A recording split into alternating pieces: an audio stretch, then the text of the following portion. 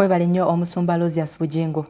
Lieutenant General Henry Tumukunde y'omu ku batunulidde entebe y'obwa president mu kalulu akajja ak'omwaka 2021. Twawayizaamuko naye n'atutegeeza nti singa aboludde oluvuganya gavumenti beegatta mweteefuteefu okuwagirayo yenna anaabavuddeyo wabula yatubulidde ku nnaku gye yayitamu ng'ali mu kkomera e Luzira saako n'omujjuzo ng'era ku nsonga y'okusomeseza abaana ku radio ne TV agamba nti ekyo kirooto kyennyini ekitasoboka kutuukirira. Lieutenant General Henry Tumukunde y'omu ku batunulidde entebe y'obwa president era nga yalangirira nti agenda kwesimbawo mu kalulu ka 2021. Nerangi zaffe ze tunaabamu tugenda ziramu, and I suspect if all things ebitakola bulungi are come as independent. Mu mboozi y'akafubo gy'abaddemu ne Salt Media awayizzaamukko naffe ku nsonga ez'enjawulo nga muno mwe muli n'okulojja ennaku y'ekkomera. Njagala kusindikira message yange abantu baffe beeruzira. Njagala kuddamu kyenduddewo nga njogera nti Luzira yeetaaga kukyusibwamu lwakuba abantu bangi we nali.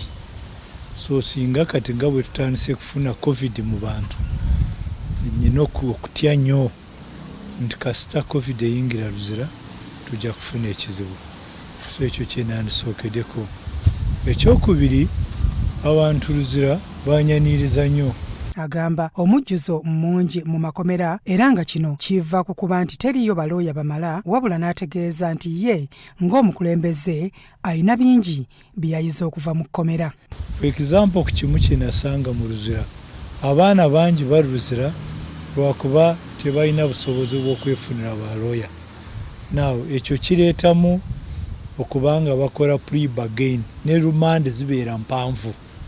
Rumande ebeera mpanvu n'akoowa n'akola pre-bargain ekiddako n'amala gakkiriza emisango lwakuba talina kyakukola.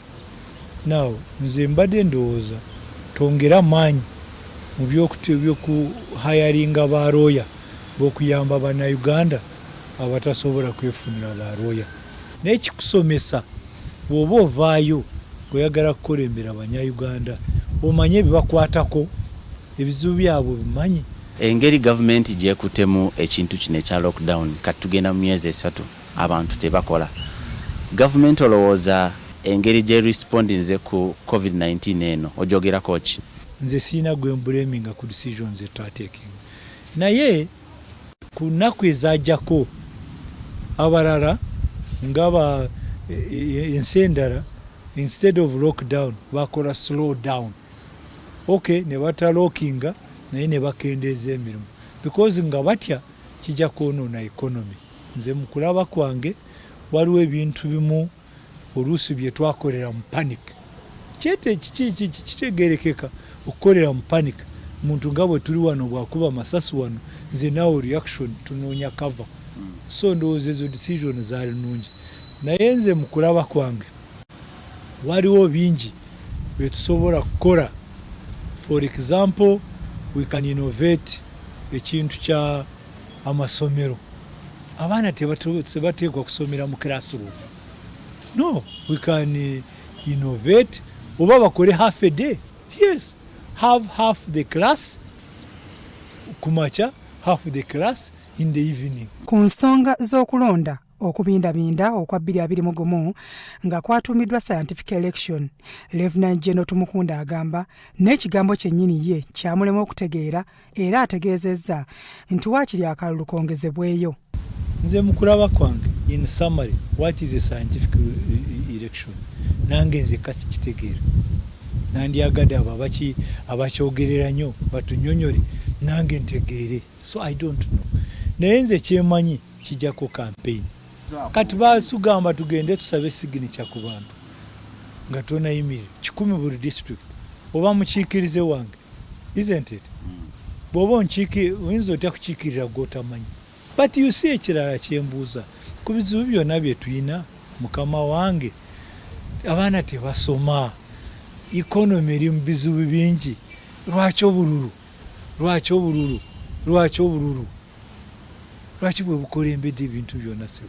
Mu kulaba okukwagamba nti akalulu kano aka scientific kayinza okuvaako obuzibu bw'atayagaliza ggwanga lino kuddamu. Ebyayonoona Uganda 1981 was a bad election.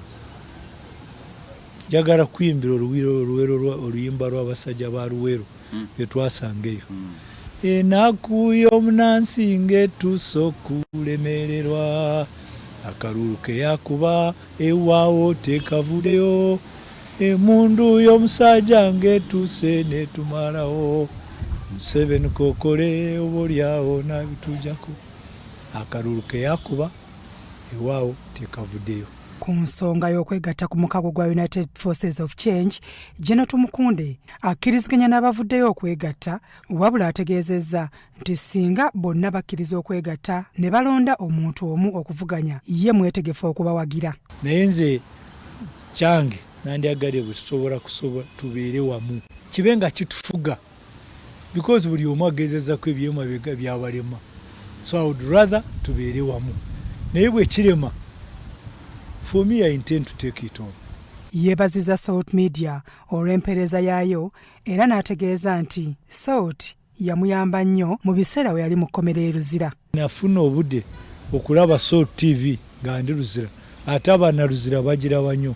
Naye kyenjagala nnyo ku Salt TV is the top 10. Eweereza data buli ku kintu kyonna. It's very informative.